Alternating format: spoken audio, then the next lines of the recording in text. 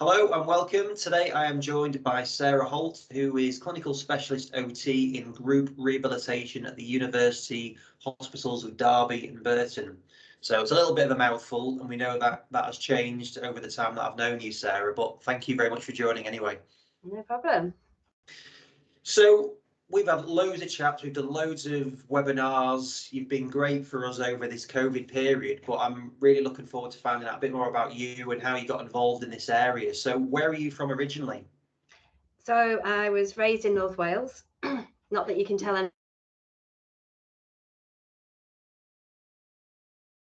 I moved here as a student when I was 18, never really intending to settle here. Even by the end of the course, I would say I probably wasn't really intending to settle here. Some of my friends had stayed on for another year, and I'd been traveling for a little while, needed the money desperately. Had to come up for the weekend actually for graduation. So our graduation was at the end of January rather than as soon as we finished the course. So I was offered an interview on the same day, so I thought, well, I'm there anyway. I'll just turn up, and they offered me the job, and because I needed the money, I took the job. So I thought I'd give myself a year, and then when my friends started to move away, I might also move back to North Wales or vaguely that area. And then 2 weeks later, I met the person that's now my husband, and then here I am, all these years later, still here really. Unfortunately, I say unfortunately, though actually probably not. But then you raise a family here, life becomes too difficult to change in a way, really. So I've stayed, but yeah, never really intended to be here. So where are you from in North Wales? So not far from the borders, near Chester, really. So I was born in Chester. So officially, I suppose I am, most of the time I don't admit this, but I am English, because that was the nearest main hospital that you could give birth in, really. So, but yeah, so a little place called Harden in North Wales. So about 10 minutes from the border, really. Okay, right. No, I didn't know you from Wales originally. Yeah. So then in terms of like choosing what you wanted to do then, so at what point, what guided you into OT? So what's really funny is at the moment I have a son who's 13, so he's in year 9 and he's taking his options this year. So we've been talking with him and his friends about the the questionnaires that you do that talk about, they suggest.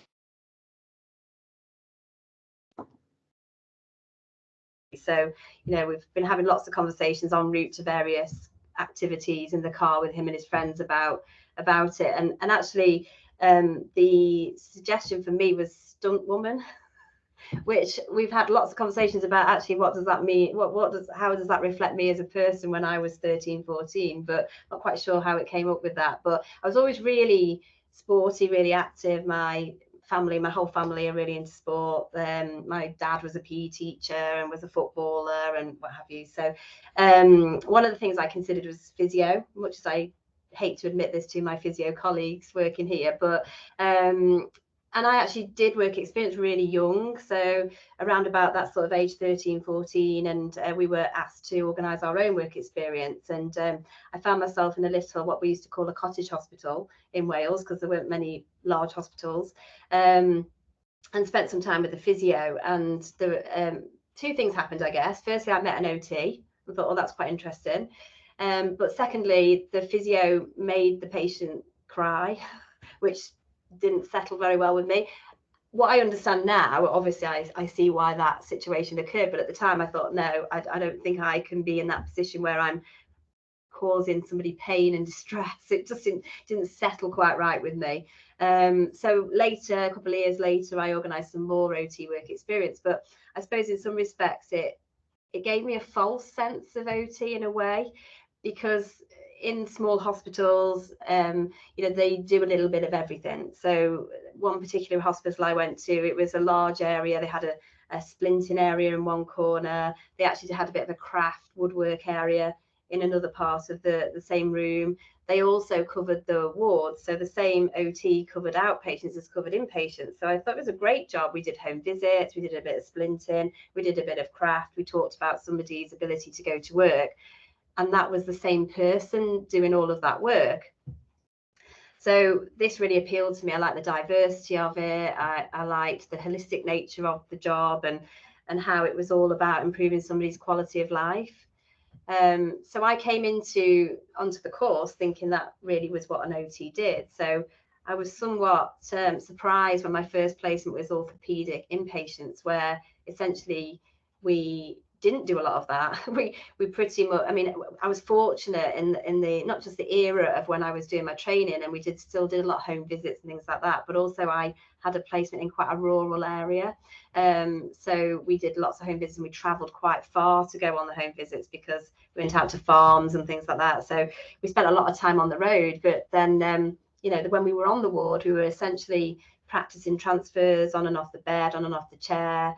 Can the person get dressed? Can the person, you know, basically look after themselves, which is absolutely still a very important part of an OT's job, but it just wasn't quite what I expected it to be, and didn't quite have that diversity and variety that I'd seen when I'd done work experience. So I very quickly had a bit of a wake-up call, really. But I suppose all the way through, I was still passionate about the idea of improving someone's quality of life. So I kind of stuck with it, even though I had a few doubts along the way when I was doing my training. And actually, where I work now, I had my final year placement here in 1996. And it was the first time I'd found somewhere where we could sort of do quite a lot of different things. So we did do a little bit of splinting. We could do a home visit if we felt that was necessary. We did talk to people about their employability and why they were struggling with work. And then yet we still talk to them about their personal care and their ability to look after themselves in their own home environment. So I think for the first time, I found somewhere that, you know, resonated with me, I guess, and that really appealed to why I'd chosen the job in the first place. So it sort of restored my faith a little bit. And maybe, although I say I'm here because, and I still maintain I'm here because I met my husband and didn't leave Derby, but in many respects, one of the other reasons I've never wanted to push to move back to Wales and away from Derby is because of this department. Hence why, however many years later, nearly 30 years later, I'm actually still working here. So and then we get a lot of freedom here to evolve and to change and to respond to trends, and you know, and I think that's what keeps me interested and keeps me here, really. And it's like OT seems such a diverse thing. So as you said, that was one of the things that really interested you. And like even like rehab is a small part of that as well. So how do you even get into that area? Because there's like mental health, there's all sorts of things. Yeah, I think, you know, maybe because of that, the reason that I looked at OT in the first place was because of the interest in physical health, I guess. You know, I'm very interested in, as all OTs will be, in the interplay between mental health and physical health. But I think sometimes it's luck in a way, because it depends where they send you on your placements. You don't really have any control over that at all. So we have to do a mental health placement. Mine was an elderly mental health day hospital. It was fairly slow stream. You know, we weren't necessarily anticipating that the patients would get better. You're managing the situation rather than facilitating an awful lot of improvement.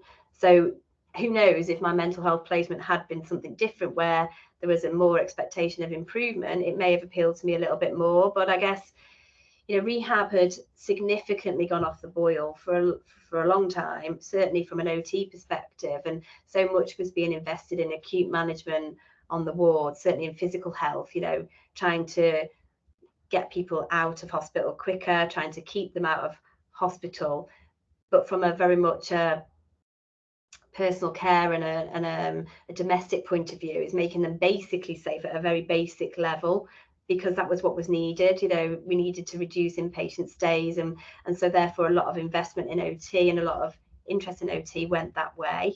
And I think rehab areas, we had to fight quite hard to justify staying in a way. So most hospitals in the past would have had a heavy workshop, which is essentially what we were when I first worked here, and a light workshop, and light workshops became hand therapy. And it's funny, when you look at old textbooks about OT, you know, there's very even balance between upper limb rehab and the rest of the body rehab. But funnily enough, hand therapy and upper limb rehab seem to remain invested in, and it's a very popular area of OT. It's quite a specialist area of OT, but a lot of heavy workshops kind of disappeared, and a lot of lower limb or spinal rehab was very much then taken over by physios, and there was very little OT involvement in that aspect of rehab. And in my mind, I can't understand the reasoning for that, because obviously, you know, your hands are required for you to function and to work, but equally so is the rest of your body. So, you know, so it's strange that there's very few OTs involved in lower limb rehab. There's not many OTs involved in spinal rehab, and yet they are very prevalent reasons why somebody doesn't go to work. And I think even from the point of view of work rehab generally, there's not many OTs. I mean, hopefully that's improving at the moment, but for a long time there was very little involvement from OT, and there was a lot of investment in occupational health, but very few OTs working in that field. And yet the whole premise of our profession is to improve somebody's functional ability, and work should be part of that. So I'd like to understand a little bit more about how it happened and why it changed, but I don't know. And I think I was very fortunate to be working for an organisation that allowed that to carry on. We've had our moments, we've had to justify things quite often. I think there can be a real benefit to being unique, but there can be a lot of disadvantage to being unique as well. You know, that people say, well, if other places don't have that, why do we need to have that here? And that's certainly a question that's been asked of me on more than one occasion. So it's quite hard to justify your existence, but also to keep evolving and keep responding to changes can be fairly exhausting at times, I would say. Yeah, I mean, that's something which I've seen a lot. Again, I'm not in the NHS, but I know plenty of people like you, OTs, working in those areas. In heavy workshops, they were really prevalent when I first started here. Why do you think that that has happened? I don't know. I mean, I think we were very craft orientated. I mean, I can't quite describe the feeling of walking into the heavy workshop for the first time in 1996, and it was essentially a working workshop. You know, the whole premise of craft and in OT was that it made an activity purposeful. So to produce an end product made rehabilitation more purposeful. I suppose that what you had to make that transition in your own mind as a therapist is that it's purposeful if the patient understands why they're doing it and how it relates to the activities that they want to be able to do that they can't do.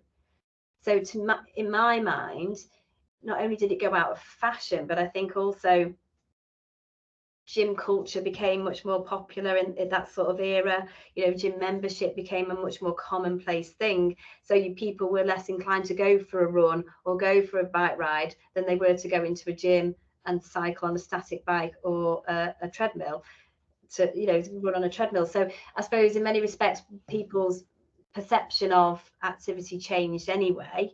And I feel like we just responded to that. You know, certainly if I asked anybody now to come into the rehab area and spin me a pot on a potter's wheel, they would think I would slightly lost my marbles, but they will sit. We still have a potter's wheel for early stage rehab because it's gentle, repetitive movement. And they understand that as a concept far more than if I asked them to throw a pot. So I think society generally changed and then we evolved with it.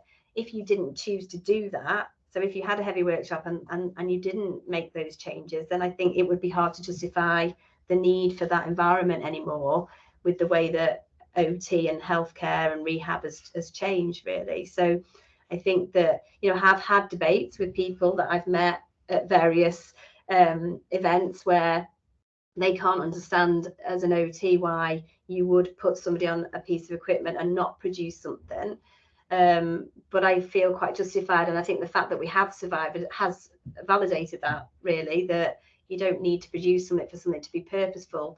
The whole premise of OT as a profession is to understand an activity. So when we look at somebody's job, what is it that they do on a daily basis? So not the task as in, you know, I need to type a letter, but what that physically demands of somebody and how that compares to their level of ability now. So how are you going to get them from where they are now with their injury or their illness to where they need to be? So what is it that why is it they can't do it? Not just what can't they do, why can't they do it? So what's not working? Is it a range of movement issue? Is it a strength issue? Is it a confidence issue? Is it what is it that's stopping them from doing that activity? So we now use gym equipment, and I think that throws people. They walk into a department that they assume is going to be a physio department, so to be told that the room that essentially looks like a gym is an OT department is not normal. It's unusual. But the simplest way for people to understand it, I think, is if you had a job like a carpet fitter, for instance, where you're going to need to kneel down, you're going to need to crouch, you're going to need to lift quite awkward items. You can't bring someone into that environment and immediately ask them to crouch and kneel and lift things if they've not got the basic range of movement, strength, confidence, balance that they need to do that. So it's a way of grading them up to the actual activity. So you're starting off with something that's going to give them the strength and range of movement in order to even be able to attempt that activity. We work really closely with our physios, and that's not uncommon. There's lots of OT physio departments that work together. But I think for me, it's about keeping that bit that's unique to OT. We're the smaller profession, we're the smaller voice in this situation, really. So, the physios, as far as I'm concerned, their job is to work on the strength, the movement in a different way. It's understanding the injury and the mechanism of that injury and the structures that aren't working in the right way. And for us, it's taking that information and interpreting it in relation to what they need to be able to do. And you can do that for any activity. It's not just work. It's essentially how an OT thinks through everything. They're not just going onto a ward and saying that person can't get off the toilet, let's give them a piece of equipment. It's also, why can't they get off the toilet? And unfortunately, we give out equipment far more now than we used to do because of the demands on get them off the ward as quickly as possible. But when I worked on a ward, it was far more about, okay, so do we give them that piece of equipment, or do we try and make sure that they're better at doing that activity in the first place? That's the bit that they struggle now in the acute settings because they don't have the time to do it. Whereas for us, we're in rehab, so we can say, okay, so rather than saying you can't do that, someone else is going to have to do it, or we're going to have to get a piece of equipment in for you to do it, let's try and make sure that you can do it. So in many respects, it's exactly the same process that any OT goes through. It's just interpreting it in a different way and applying it in a different way, if that makes sense. Yeah, no, it definitely does. And that's interesting then. So do you see like your gym setup being like the next generation of a heavy workshop in terms of that? I mean, I do, certainly. And I think that it's stuff it's equipment that we can access quite readily. It doesn't negate the need for more specialist equipment, as you know. So there are things that really do enhance what we do, but actually it's not being afraid to use those things. And one of the things that COVID and lockdown and all those things has taught us is actually we can take exercise and gym type programs that people can do away from the hospital and still help the patient through that process of getting back to work. So, our physios use Physiotech, which is a database of thousands and thousands of exercises.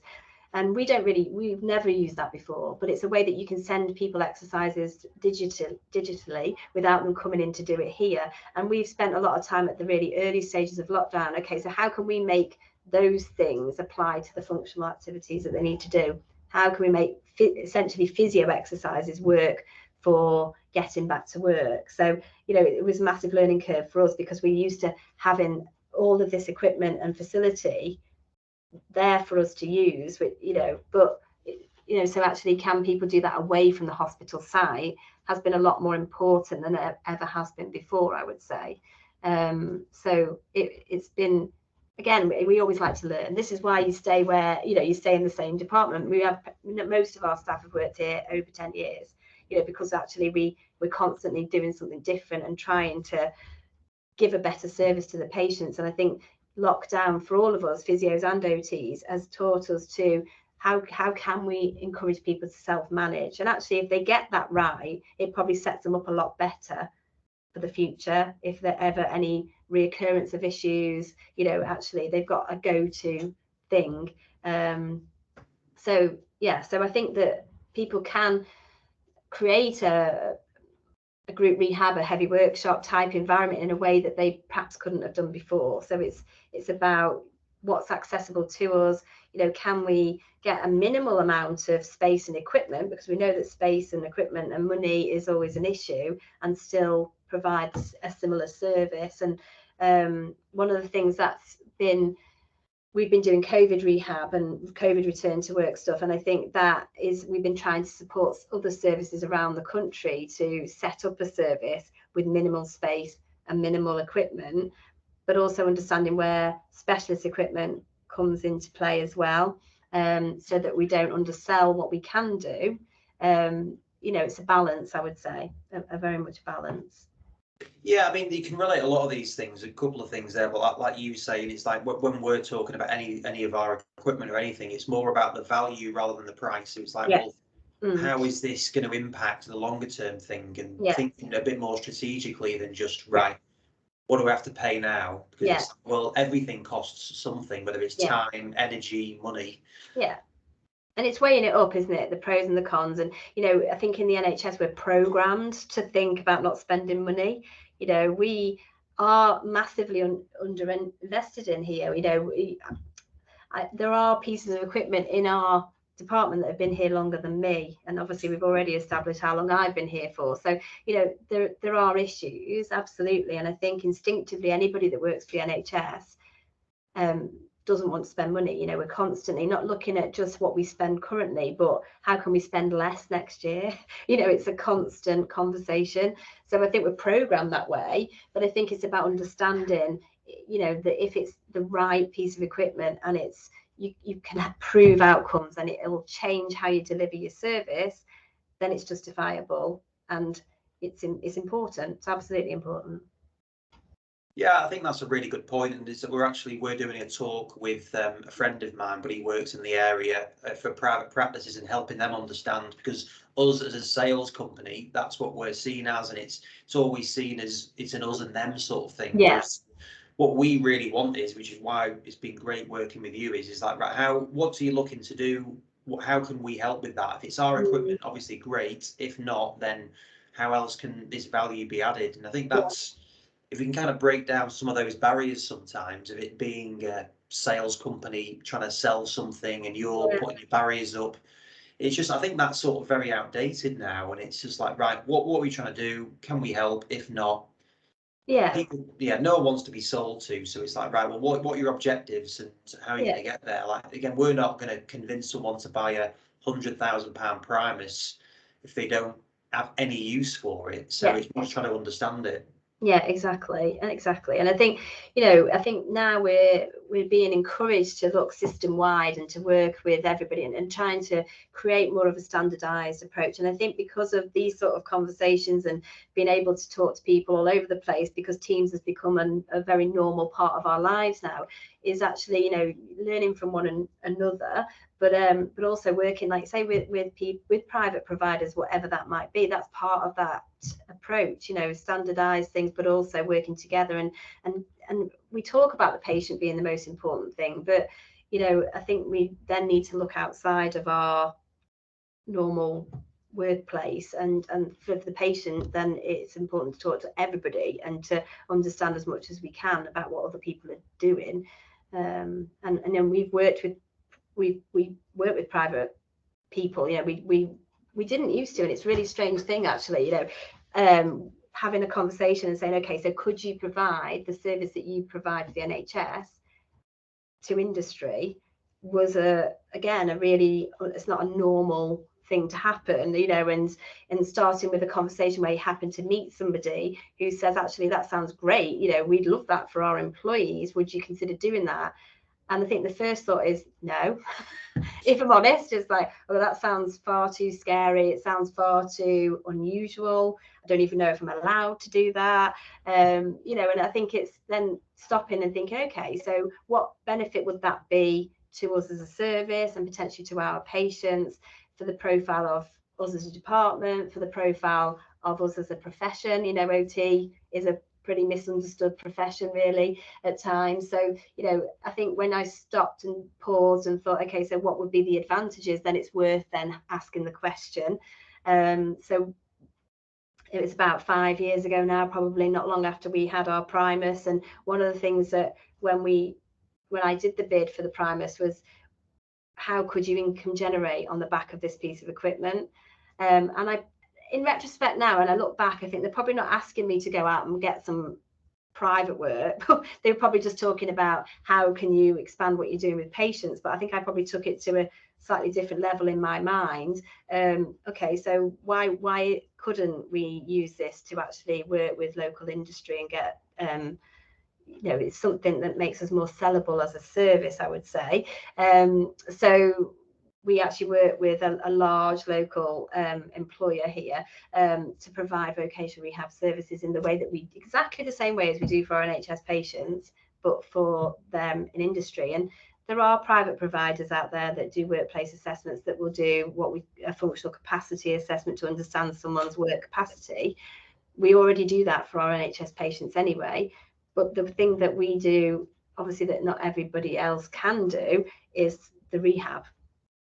So when you go into somebody's workplace and identify that there are aspects of the job that they can't do, you've got two choices then. You can either say, okay, so they can't do it ever, someone else is going to have to do that. Or that piece of equipment doesn't really work in this situation for that person. We're going to have to invest in some sort of equipment to enable them to do the job. Or you could say, actually, why can't that patient do that? Why can't that employee do that? Is there anything we can do to make them more able to do that? So through rehabilitation, can we get it so that they, you know, they are stronger, they're fitter, they're, you know, sometimes we get referrals to people where it's a specific injury that they've had, which means that they can't do their job, which again then makes it very similar to the work we do here. But sometimes, you know, people work in long shifts, they've done the same job, they're coming towards retirement age, and they just don't have the physical capacity to do that job for 12 hours, 3-4 times a week, you know. So the other way of looking at it is, can we make sure that they're able to do that through rehabilitation? And I think that part of it, compared to private providers, makes us that little bit more unique. And if anything, that was the thing that took off the most, because this is a industry, you know, so it's aero engineering industry, where there's very little you can do about the process. All of their equipment is insanely expensive. So, you know, as a lowly NHS OT, for me to come in and say you're going to have to do that process in a completely different way, we are just not there in this country. You know, I think that may happen in other countries. It certainly isn't going to happen here. So by us saying, okay, so that person is going to struggle to do that as a short-term solution, they're going to need to avoid doing that. But actually what we can do is we can see if we can make them more able to do that. Through rehabilitation, through use of the Primus, to actually truly understand their capacity for that type of work. And as you know, the company we're talking about, they had their own Primus at one point because they had their own in-house occupational health.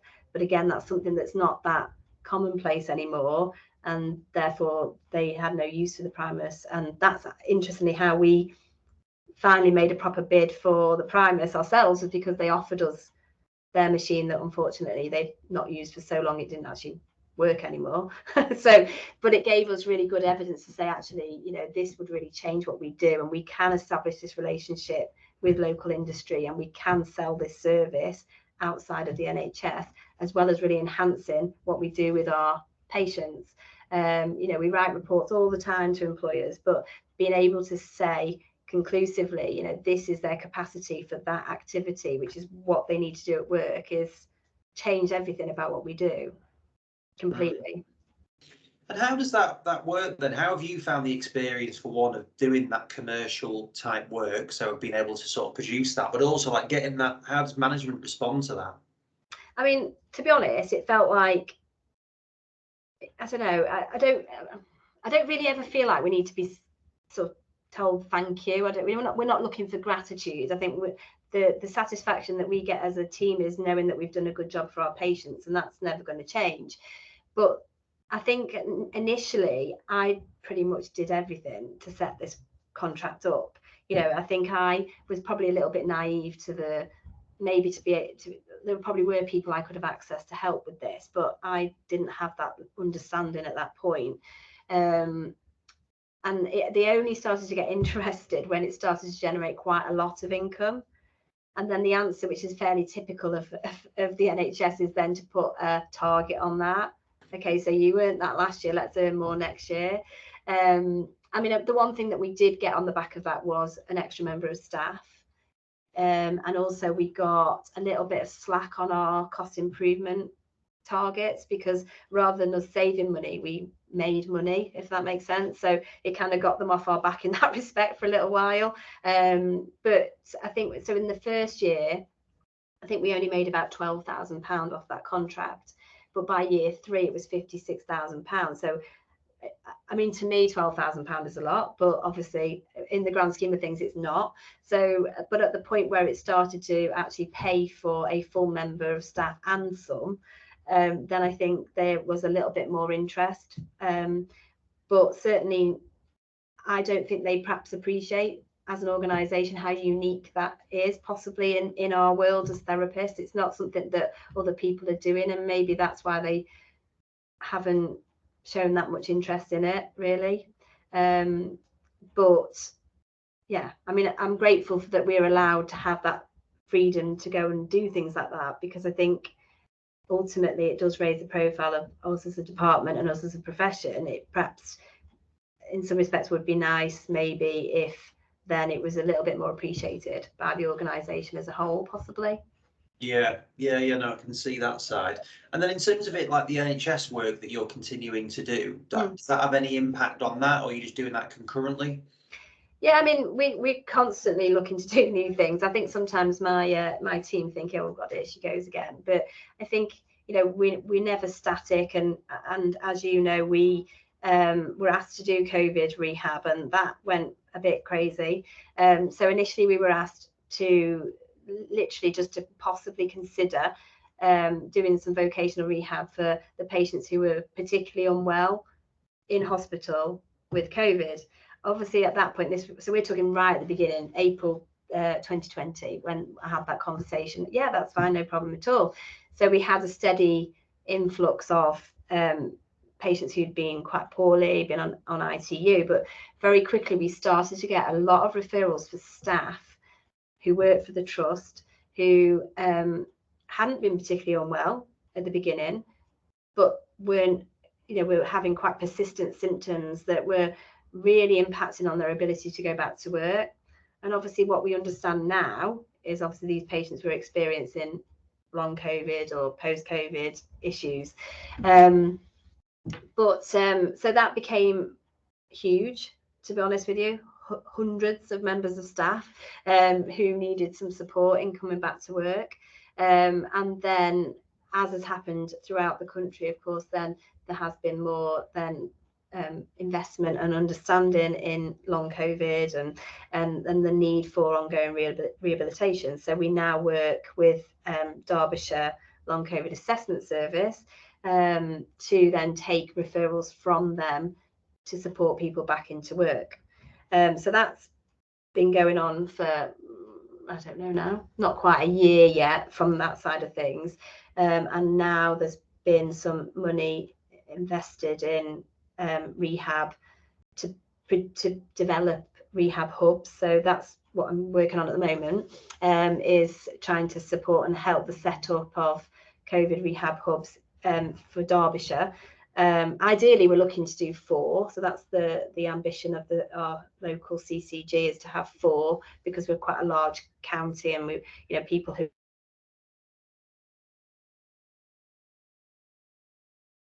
so there's going to, but at the moment the 2 that we're starting with is here in Derby and Chesterfield in the north of the county, with an emphasis on trying to get people back to work, absolutely, but also providing whatever rehabilitation they need. So psychology, chronic fatigue, respiratory rehab, because there's an awful lot of people struggling at the moment. But for a lot of them are of working age. So one of the primary concerns is making sure that all of these people can maintain employment or can return to employment is key, really. So that's why I've got quite involved in that. But I think being aware of situations like that and getting involved, it's difficult. It's difficult because it's something new, and often what happens in the NHS is you do the work first before any investment comes in. So it's always extra, which is why I think sometimes, like I say, my team are thinking, oh crikey, here she goes. But I think I didn't anticipate that it would be quite the demand on our time that it is. But I'm grateful now that investment is there, albeit quite far down the line, to actually then make that a separate service so that we can back away, because essentially we're a musculoskeletal service. That's what we're employed to do.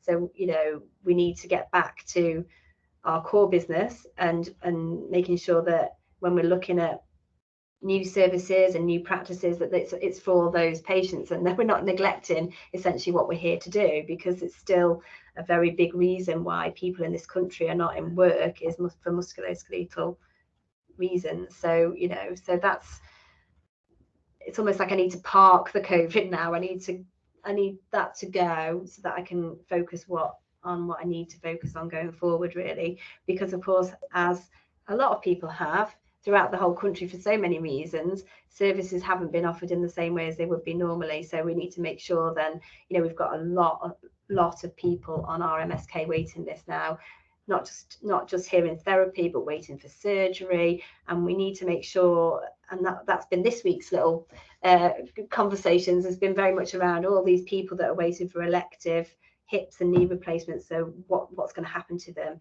and that's quite an opportunity again for us to just make sure that if people are on a waiting list, we don't want them to drop out of employment, because what we do know is that if that happens, it's really hard to get them back into employment after major surgery. So we just need to make sure that we're, making sure that people who are sitting on waiting lists have access to rehab and have access to therapy. I go out to do workplace assessments for industry, and obviously then we come across people all over the place that are waiting for procedures to be done and are really struggling. So we would like for us to capture that within the NHS rather than waiting for industry to refer when they're really struggling.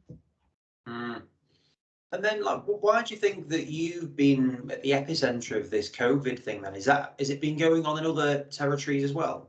Yeah, and I think that we're very fortunate here that we already do vocational rehab and we already have a facility. So in many respects, it was quite easy for us to pick up that work. I say it was easy when the numbers were low. It was less easy when it went crazy. But we have, to me, the approach that we have can be applied to any issues. So and we're fortunate again here at this hospital. It's we're a relatively smallish community hospital as part of the acute trust, of course, but here on site we've got chronic fatigue specialist services, we've got respiratory specialist services, we've got vocational rehab, and they're the three biggest things that need to be considered, other than the mental health, the sort of psychological side of things. But again, we've got lots of local services that can support with that. So in some respects we could create a hub, which is the word that we're using all the time now, but we on site already,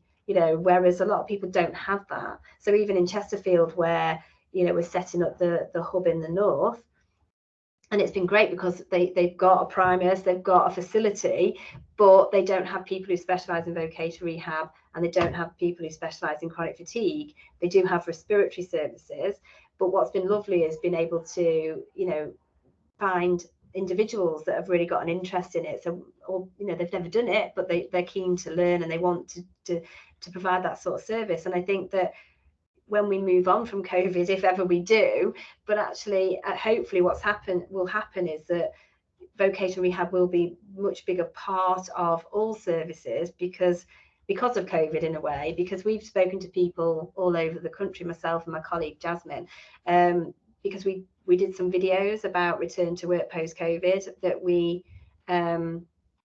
that have been shared a lot more than we expected to happen, and we did them very, very early on, in fact, but they're being used quite a lot, and I think that's been great for us because it's just allowed us an opportunity to talk to lots of people that we wouldn't normally have the chance to talk to. And I think what's happened is that people have recognised that return to work is quite a big part of COVID rehab, but they don't have pre-existing services to tap into, or if they do, they're quite small and they don't have the capacity to pick that work up.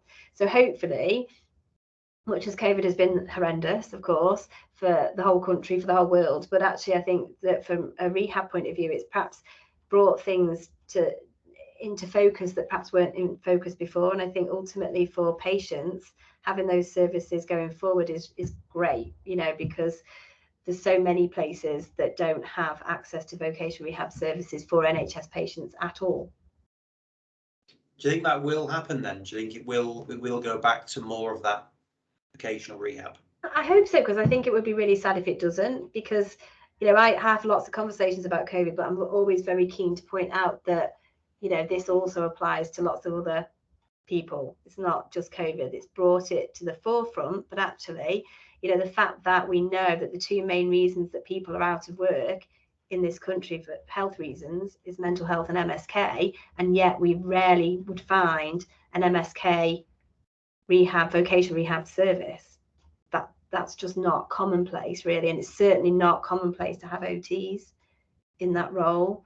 You know, and physios will certainly touch on that, of course they will, but you know, we feel quite strongly here that let the physios do the bit that they need to do and they're very good at, and let us do the other bit. So we write AHP fit notes, so we write return to work, phase return to work, we sign people off sick, but they're very informative. You know, they're very different from a doctor's sick note. It's not at all diagnosis based. It's about how they present in relation to their job. And we found that so useful. And I know that lots and lots of local employers around here found them really useful. But I know that there's not, even though we were allowed to do it for the last couple of years, it's not commonplace. And you certainly won't find many OTs, I don't think, writing fit notes. So hopefully, as more people are exposed to the concept of vocational rehab and services develop around COVID, that will then be taken forward and will be applicable to lots of other things, not just COVID. And how have you personally found like developing the links with industry and also developing this COVID service and all that? Have you enjoyed that process, or has it been like what you expected? I enjoy it because I'm passionate about OT, and I love to have an opportunity to show what OTs can do. I'm also very passionate about the team I've got here. I've got great staff working here, you know, and so I enjoy that. I'm very happy to sell us as a service, but I found it really, really frustrating at times as well. Less so with industry. I think they've been quite accepting and not really questioned an OT role in it. It's just they're grateful for that service, and I think it speaks for itself, and it has been successful because it's obvious that that's what's needed. But I think sometimes I find it frustrating that I'm talking to people who don't have access to OT, don't really understand OT. And, you know, I think here we already have what I would say is a hub. Like I say, we're very good here on this site at bouncing between ourselves and for the benefit of the patient. So a referral might come into our physios here, but actually if they think it's more advantageous for an OT to see them, then we'll see them, and vice versa. So we're quite used to that working together, but I think that's not commonplace. So I think often it can seem unnecessarily complicated, I would say, which can be frustrating. You know, I think that for lots of people it's very new, but for us it's quite normal. So, you know, we can talk to death about the process of setting up a rehab hub, but actually it doesn't need to be that complicated because we're already doing it essentially. So that can be frustrating at times. As we were discussing earlier, masks are quite useful to mask that degree of frustration that can sometimes cross my face. It doesn't eliminate the eyebrow raising and the frowning though, so I have been pulled up on that a couple of times. But I think it's just because in the end I just want things to happen now, because it can happen now. It doesn't need to be so drawn out and complicated. Yeah, no, definitely. And like, as an aside, how have you found Teams? Because again, for me, like, this is incredible. Like, for 2 years ago, if you were to say having an NHS demonstration or training online, no chance. Yeah. So how have you found that? Yeah, I mean, at first it was a difficult. I'm a little bit technically challenged, but I think the access it gives you to people is unbelievable. We've been able to have chats with, because all of your sort of visits, and I know you have them come over from America, and all of that obviously had to stop. But actually, we've been able to talk things through. We've been trying to look at using our Primus as part of a service evaluation process, really, and how it becomes more of a formalized pathway, I guess, for a patient. And we're talking a lot about touch points, and when we can say, right, okay, so is this working? Let's do a very objective assessment to make sure that what we're doing is justified to go forward. And actually, we've been able to speak to Jeff in America to see if it makes sense to him what we're trying to achieve. Well, we wouldn't be able to do that. You wouldn't certainly pick up the phone and do that, would you, in the past? So, it's been great, and people have been able to email me or catch me via Twitter and say, I'm interested in what you're doing with vocational rehab with COVID. Would you have time to chat? And we can do that over Teams. And otherwise it would be bouncing emails backwards and forwards for ages, or trying to send written information to them for them to then think that doesn't quite make sense to me. Then you'll come back with questions. It's much easier to do it like this. It's been amazing, really, and it seems so normal. I think one thing I do find more difficult though is meetings, because I think it's more difficult then to, the fact you've got to put your hand up, and it's not it doesn't flow as easily, does it? It's not you don't develop a debate in the same way as you might do face to face. So that's probably a little bit more difficult. But access to be able to have these sort of conversations like we are, and we have done quite a lot of the time all the way through, is amazing, isn't it, really? No, it definitely is. I don't think I've noticed your eyebrow raised with me too often. That's a good sign. But then for you, as well, when you were coming into the NHS, was there any other options? Like for an OT, is there any other option when you're coming in? I can go and do private work or something else. There is more so now, I would say, but it's still, I think that is just so much more difficult for an OT, I would say. I think it's just that lack of understanding of the contribution of an OT, and as a breed, we tend to be fairly I don't know, passive's not the right word, but we can be, I think we're not very good at shouting about what we do. I think we're getting better, but I think that there is opportunities, and obviously, but they're not always, I wouldn't say there's an opportunity to be employed as an OT necessarily. So you might be a case manager or a vocational rehab specialist, but it wouldn't necessarily say we're looking for an OT. And I think that's a shame, really, that it's sometimes those sort of jobs. I think OTs naturally don't always think that an opportunity is there for them, and me included. I think there's been times when there was a time a while ago where there was a question about us as a service, because, like I say, with us being unique, if other places haven't got it, why should we have it? I was actually on maternity leave at the time, so I was a little bit out on a limb, which was even more difficult. But my friends who don't work in the NHS were laughing at me because I literally thought I'd be unemployable. I was like, what do I do? I wouldn't know what to do, because I've made such a career for myself in this field, and because it's not commonplace, or it certainly wasn't then. I'm talking 11 years ago virtually now. But what would I do? And I think now, if that ever happened, I would be more confident that there would be something out there for me to do. But at the time, I was petrified. Literally, I thought I was going to be moving back to Wales with my whole family and living off my mum and dad, because I didn't know what we would do, because I was so institutionalized. And I think I would like to think that hopefully over the next few years, OTs will feel like they've got more opportunity. And I would like to see jobs being advertised for an OT. That would be amazing. Not just anybody else, and it could be an OT if they meet the criteria. Yeah. No, I said, what would your advice be for people looking at getting into this area? I mean, we've got a real recruitment crisis at the moment in OT. I'm really not entirely sure what is going on, but we're struggling. I think there's still plenty of people wanting to train as an OT, but the growth isn't there.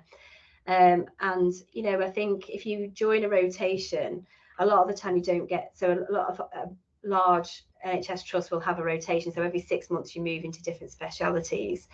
And I think that it's quite easy in an acute trust like ours to get a little bit stuck in the acute side of things, so discharge from a ward, and that, you know, it's absolutely an important part of what we do, but it's exposure to this type of work worries me. So I was brought up by teachers. Both of my parents were teachers, and I was adamant I was not going to be a teacher, but I actually really love it. So I do help sometimes doing some teaching at the University of Derby about vocational rehab, and I'm really passionate about that part of my role. I think as gatekeepers of the profession, I think it's really important. So I'm very happy to always talk about vocational rehab, and I hope that if we get an interest in the student population, that actually then when they come out into practice, that they'll be wanting and really striving to come into this type of area. But unfortunately, they don't control that. And I think I understand that as a concept, that obviously we're trying to make sure that all the jobs are fulfilled. And in acute trusts, where we always have to give priority to inpatient areas, because ultimately that's the function of the trust, is to make sure that everybody in hospital leaves hospital in a safe and timely way. So all the way through the pandemic, and even now, you know, in winter pressures time, even prior to the pandemic, outpatients are often asked to release staff into inpatient areas. So it's a struggle sometimes to make sure that junior staff are exposed to these sort of areas of practice and really have the opportunity to develop an interest in this side of OT. You know, and you know, we're always keen to have students here, even through restrictions. We've tried to make sure we still offer opportunities for students to be in placement. But I think what was really interesting is we had a job in the trust for an OT to work in occupational health. We worked quite hard to get that opportunity, and the person that actually got the job had never worked in vocational rehab,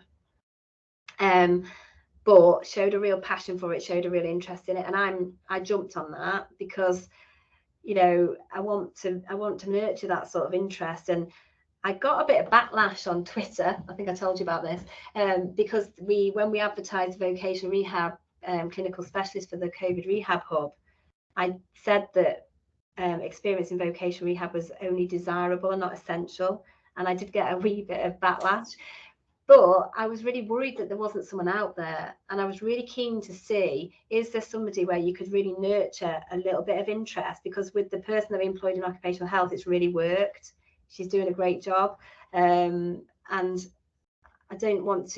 was worried that if we said it was essential, we wouldn't find anybody. And that's sad, really, isn't it? That I was so worried that we wouldn't find anybody that I couldn't say it was essential, even for a clinical specialist role. I wanted to, but actually, again, it really worked well because they haven't started yet, but, you know, really got an interest in it and really wants to learn about it, the person that got the job. And I think that's important. So yes, it's sometimes taking a little bit of a risk, but I'm always happy to support people to learn. And I think you can teach vocational rehab. What you can't give somebody if they've not already got it is that interest and that passion in it. So I want there to be more opportunities, and I will strive to always find new opportunities for OTs to work in this field. And, you know, I'm very lucky to work with Jasmine here, who's one of the band sixes that works here, who's done a vocational rehab masters, because again, there aren't many OTs out there who've done that. So you know, we've got that in the team as well to really nurture anybody with a bit of interest. And we're really hoping that the girls that there's 2 girls taking the job in Chesterfield in the hub in the north, again, never done it, but really, really keen. So it's just getting those people, isn't it? The more people we can get to spark a bit of interest and to start to generate that in our locality, I think is important. I think things are happening at national level, but I think it's important that we focus on what's happening locally initially, and then hopefully it'll grow from there. Definitely. What was their background out of interest? So so the girl that got the job in occupational health had literally just done rotations and had worked in an acute trust. So hadn't even, I mean, it's laughable to think about now, but she hadn't even done any outpatient work at all, but it's worked brilliantly. And then the person that's taken the job here for the COVID Hub, she's currently working in hand therapy, but prior to that's done loads of different stuff. You know, she's been we're very lucky actually. She's been a service manager elsewhere in the country and has done lots of different stuff. And the girls that have got the job, they're going to job share the Chesterfield job. One of them's from a neuro background, and the other one is currently in the emergency department actually, so preventing admissions. So really, really different. So I think OTs need to believe that they have already got the knowledge and ability to do it. It's just directing it in a different way, because like I said earlier on, it is all about understanding how you break down activity, and all you need to do is apply that skill to the workplace. I think the thing that's different, I guess, is going into industry and walking into a boardroom and having to have a conversation with a manager who just wants their member of staff to come back to work, and presenting it in a way that they will understand it and it's applicable to them. So again, even like, I often say with the Primus actually is, for us, because the industry that we're working with is aero engineering. So, actually it's great for them because they know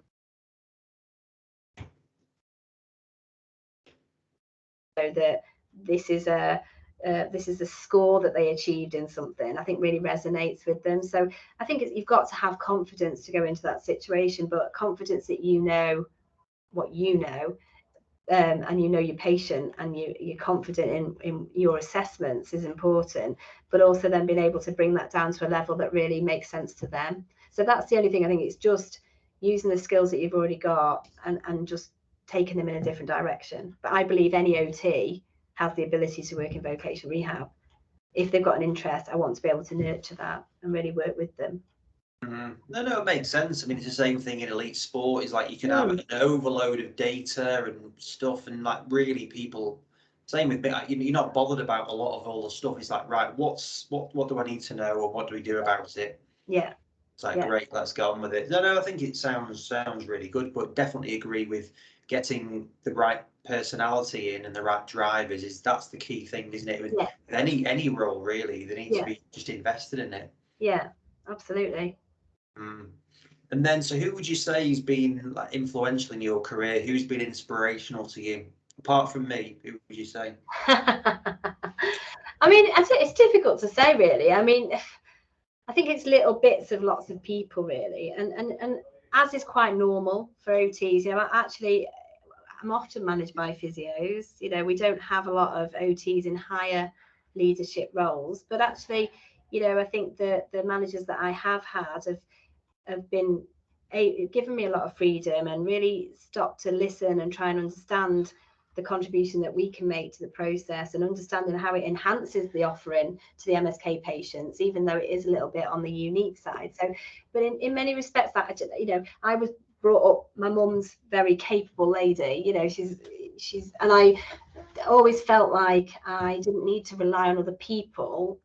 If you work hard and you're interested in something, even at my wedding, my dad said, Sarah doesn't want to be the best, but she wants to do her best. And that's essentially, I think I've always strived to do the best that I can for the staff. And in many respects, the people that inspire me the most are the staff that work here, because I want to do better for them and also for the patients that come through the door, really.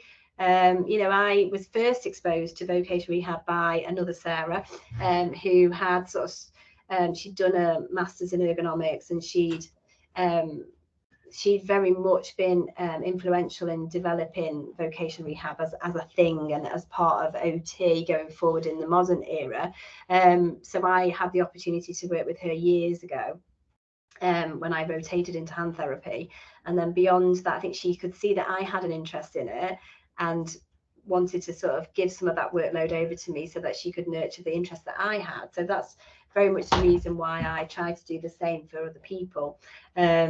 So yeah, but I would say just the people that I work with here and wanting to do the best that I can for them, because if I take it forward, then I think ultimately it has a positive impact on them, and giving them opportunity and making sure that we protect this quite unique service that we have, I think is what motivates me and keeps me going. Yeah, no, that definitely comes across in the interactions that we've had. Was that Sarah Woodbridge? Yeah. Oh yeah, no, she's great. Yeah. So she's retired now. I think she still does a bit of teaching, but I think that she just brought it to the forefront, and I think made it easier for people like myself to really push forward with what we're doing.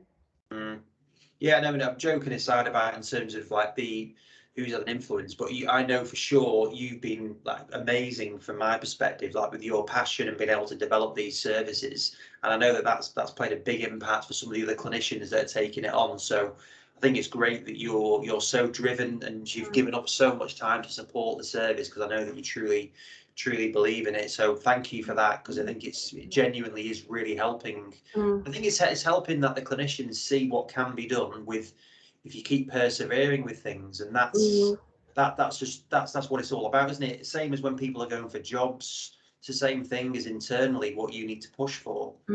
Yeah, and I don't think we're there yet in this trust with OT. I think it would be lovely to see OTs in higher levels of management, and I think we had that when I first started here. One of the reasons that we had a big workforce of OTs, when in a lot of places it was nothing like that, because we did have an OT in higher management, and I think it keeps it on the agenda.